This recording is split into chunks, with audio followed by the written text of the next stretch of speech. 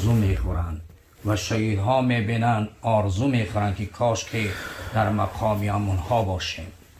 صحابه سوال کرد یا رسول الله آنها کیایند که ما آنها را دوست بداریم؟ هر قومی را که انسان دوست بدارد در روز قیامت قطعی همون محشور می شود. المرء من احب، انسان کسی را دوست بدارد.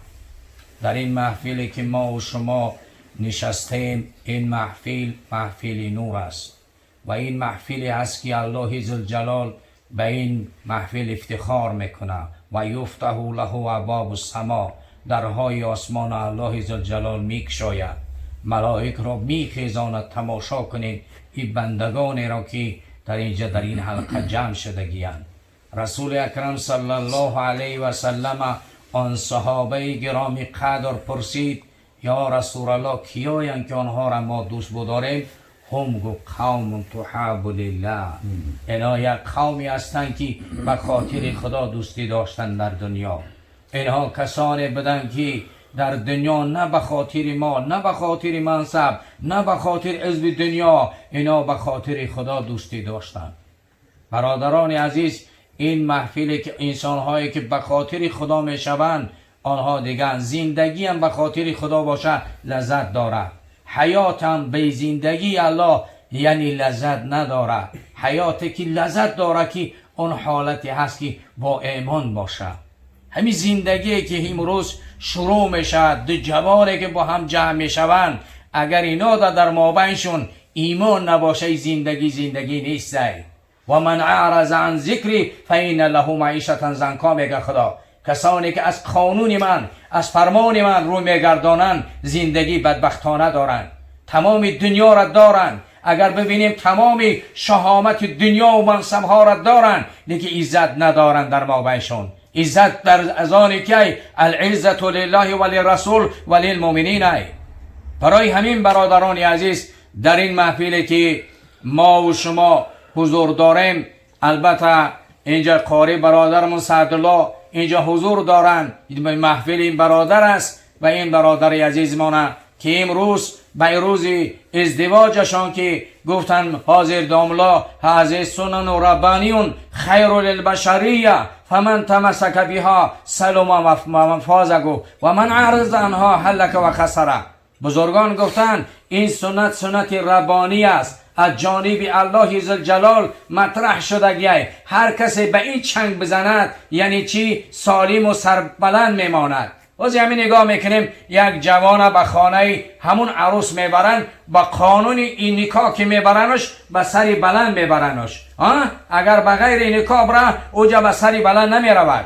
اگر ما نگاه میکنیم یک جوانی را ما میبریم چی؟ به نکاح میبریمش به سری بلند میرود. اینجا این حکما گفته ایستادن که این کسی که به همین نکاح چنگ زد سربلنده، در دنیا سربلنده. کسانی که از نکاح رو گرداندن هلاک شدن.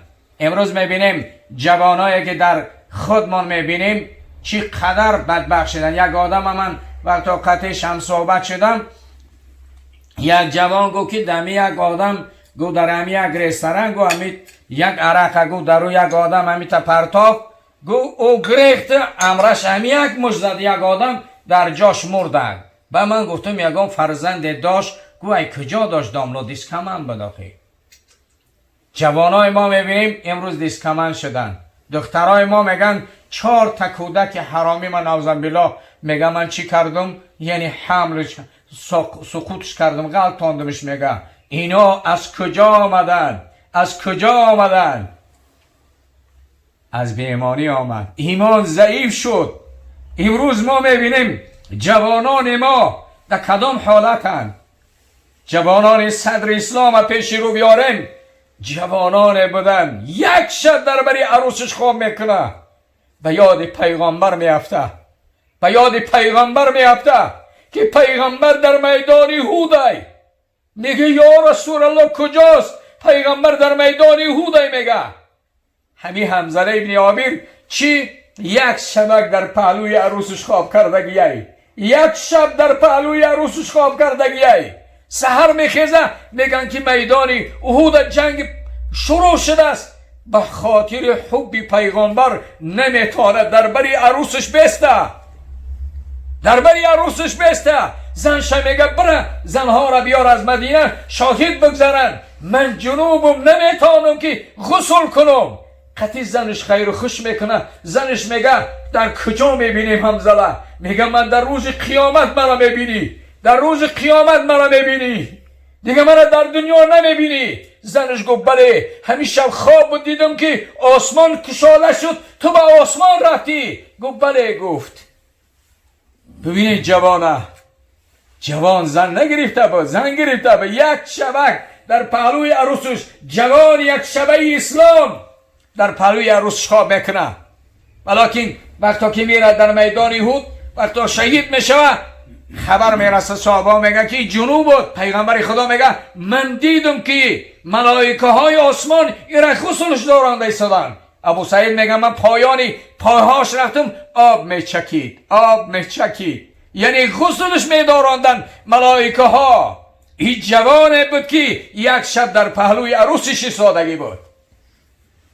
جوانای زمان پیغمبره به جوانای ما امروز قیاس کنیم، برای چی؟ زمان پیغمبر اکرم صلی الله علیه و سلم زمان سعادت بود، زمانی بود که پیغمبر اکرم صلی الله علیه و سلم با همراه مردم، یعنی مردم تربیه میکرد. امروز مردم از تربیت دور شدن، از اسلام دور شدن. سببشون چیه؟ بدبختی ای. و من اعرض عن ذکر فإن له معیشة ضنکا میگه خدا. اینا زندگی بدبختانه میکنن. اگر ببینیم قانون چیه؟ الله های دیگه. همه قانونایی که هستن قانون بشریتن. قانونی الله های. هر کسی به این قانون چنگ زد، به این قانون زندگی کرد، سعادت ابدی را یافت. هر کسی از این قانون رو گردان بدبخت می شود در دنیا و در آخرت. برای همین وقتا که ما میبینیم درباره ازدواج گم میزنیم، واقعا اگر ازدواج ما بیان کنیم وانکحوا الایام منکم والصالحین من عبادکم و ایمائکم و ان یکونوا فقراء یغنیهم الله من فضله. خدا میگه یعنی نکاح کنید شما چی؟ به زنان و به شوهران شما را نکاح کنین.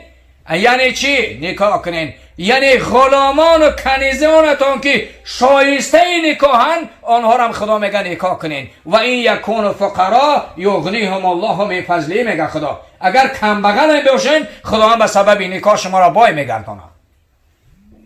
و انکحوا الایام منکم والصالحین من عبادکم و ایمائکم و این یکون فقراء یغنیهم الله من فضله. خدا میگه اگر کم بغل باشین به سبب نکاح شما را چی؟ الله عزوجل بایتون میگردانه. اگر یک کم بغل باشه نکاح کنه چی؟ بای میشوه. اگر یک بای باشه زنا کنه کم بغل میشوه.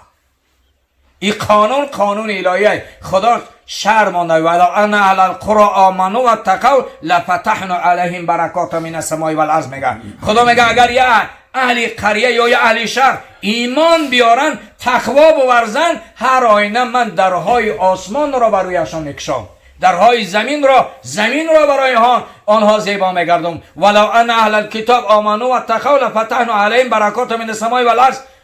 خدا میگه اهل کتاب هم اگر ایمان بیارن، تقوا بورزن، هر ایمان لنکفرنهم سیئاتهم و ندخلنهم جنات النعیم. میگه خدا اگر اهل کتاب هم اگر ایمان بیارن، تقوا بورزن، خدا میگه چی؟ هم در من آنها را هر نوع گناهاشون میبخشم، لادخلنهم جنات النعیم، هر آینه داخل جنتشون میگردم. برای همین برادرانی عزیز اگر نگاه میکنیم نکاح چیه؟ خودش یعنی چی؟ قانون الهی است. هر کسی قانون الهی را رعایت کرد او برکت یافتگی. برای همین نگاه میکنیم رسول اکرم صلی الله علیه و سلم درباره ازدواج فرمودن خیر النساء امرأتان اذا نظرت الیها سرتک گفتن، اذا امرتها اطاعتک گفتن، اذا غبت عنها حفظتک فی نفسک و مالک گفتن. رسول اکرم صلی الله علیه و سلم فرمودن که بهترین زنها کدام زنه؟ گو همون زنی است که نظرش کنی خرسندت میسازه. نظرش کنی چی؟ خرسندت میسازه. یا بهترین مرد اما مردی است که شهوت زنش خرسند میسازه. بسیار راضی میبینیم جوانایی هستن که در کوچه با یک فاحشه خرسندی میکنه، قطعی زنش میاد با قوق داختگی. یا بسیار زنهایی هستن که یا توی میرن یا فرمایی میکنن یا زیبایی میکنن خودشون که نمیشناسیشون، میان در خانه‌شون هم تمیمون میگردن، بس شوهراشون میرن دم فاحشه را میگیرن میگردن. آخه باید زنها هم خودشون زینت بده برای شوهراشون. عبدالله ابن عباس میگه من برای زنم خودم زینت میدادم. مرد زنها را باید زینت بدن، مردها را باید زینت بدن. برای میازی میبینیم خرسندی در چیه؟ پیغمبر اکرم گفت زنی را نگاهش کنی او زن تر خرسندت بسازه. اگر همین زنی خوب باشه از کارخانه بیای ای کار بیای همون جوان پیشوازش ببرایه، یعنی پیشوازش شوهرش ببرایه، بگه امروز تو زحمت کشیدی عذاب کشیدی، امروز برای ما این آماده کردی زندگی را، او خرسند میشود، او مرد خرسند میشه، ببینش خرسند میشود. حبیب خدا گفتن چی؟ اذا امرتها، وقتی امرش کردی اطاعتو که اطاعتت میکنه. بگه ای خونه نبرو، ای خونه نمیبرایم. ای خانه چی؟ نمیبرایم.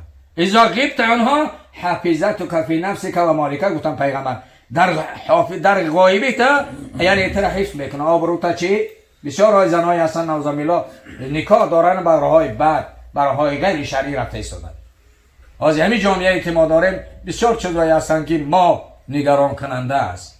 برای زنا آشکار شد، ربا آشکار شد، چخل دامولا گفتن کازینوها درها کشاده، دیسکوتک ها درها کشاده. آفرین به این جوانان که با حالی هم در مسجد هم، آفرین به این جوانان که در نمازن. باور کنید شما چقدر مبارزه های ضد اسلامی رفته ایستاده. ولا یزالون یقاتلونکم حتی یردوکم عن دینکم ان استطاعوا، میگه خدا همیشه دشمنان اسلام مبارزه میبرند. مبارزه چی؟ ضد دین میبرن مبارزه، تا که مردم به دین کنن، به دین کنن. لیکن خدا این استطاعوا میگه اگر قدرت بیاورد، قدرت نمیآورد. هیچ کس قدرت نمیآورد. برای همین برادران عزیز پیغمبر اکرم صلی الله علیه و سلم چی گفتن؟ اگر در غایب باش، یعنی در غایب شوهرش چی؟ اطاعت میکنن، خیانت بشن، و در غایب شوهرش مال شوهرش چی؟ صرف نمیکنن. به اجازت شوهرش حق نداره که مال شوهرش چی؟ صرف کنه. برای همین نگاه میکنیم از البته این قاری برادرمون من قرأ القرآن و عمل بما فیه البس الله والديه تاج یوم القیامه ذو احسن من ذوی الشمس فی بیوت الدنیا فما ظنکم بالذی عمل بهذا. گفت پیغمبر اکرم صلی الله علیه و سلم حدیث دربارشون فرمودن که پیغمبر اکرم صلی الله علیه و سلم گفتن هر کسی قرآن بخونه و آنچه در قرآن است عمل کنه، آنچه در قرآن است عمل کنه. بسیار قاریای قرآن هم میخوانن، رو به قارن یقرأ قرآن و قرآن یلعنه میگن. بسیار قاریای قرآن هستن، قرآن هم میخوانن، اما قرآن برای اونا لعنت میخوانن. قاری فاسقه. یکی از نشانهای قیامت میگه قاریای فاسق خدای نکنه، میگه می زاید میشه، ولی که به قیامت خدا نگاه می‌داره. دیگه همه نشاناش همیه. برای پیغمبر اکرم صلی الله علیه و سلم فرمود که کسی قرآن بخونه و آنچه در قرآن است عمل کنه، در روز قیامت خدا پدر و مادرش یک تاج میگذاشته که نورش از زمین، نور آفتابی که در خانه‌های ما میتابه از زمین در روشن‌تره. همازنکم بالذی عمل بهذا. گفت پیغمبر خدا گوی یقین شما چیه؟ زن به معنای یقین است. گوی یقین شما چیه که پدر و مادرش خدای خیل تاج میگذاره، اما او آدم خودش قرآن میخونه چی؟ پیغمبر خدا گفت الله و رسول میدانه. دیگه گفتن صحابه که الله و رسول میدانن، یعنی او را جز الله دیگه جز درجهش بالاتر کسی نمیدانه. برای همین قرآن بخونین، در خانه هم قرآن بخونین. در خانه قرآن خوانده میشه یک نور به آسمان میروه.